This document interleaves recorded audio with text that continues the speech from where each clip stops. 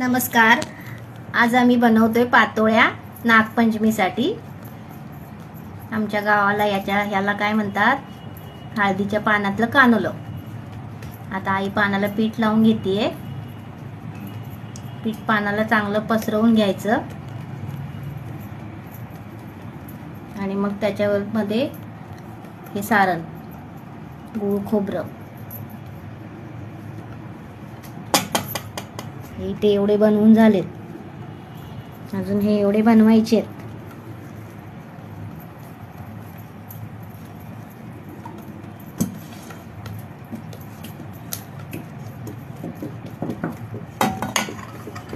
इकडे योगिता बनवतीये. ही आमची योगिता लाजली. हे असं सारण भरून घ्यायचं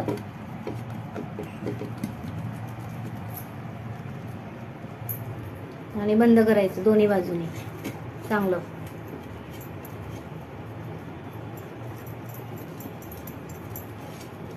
आणि सगळं बनवून झालं की मग वाफवून घ्यायचं.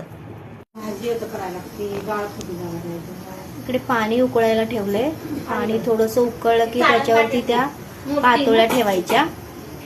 चाळणीमध्ये ठेवून आतमध्ये पानं टाकलेत हळदीची वास यायसाठी.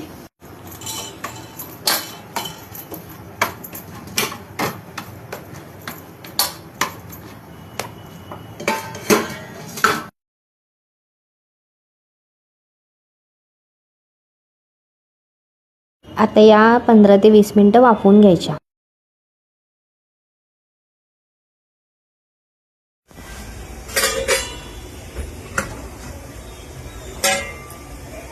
हे बघा, आता हे वाफवलेले आहेत.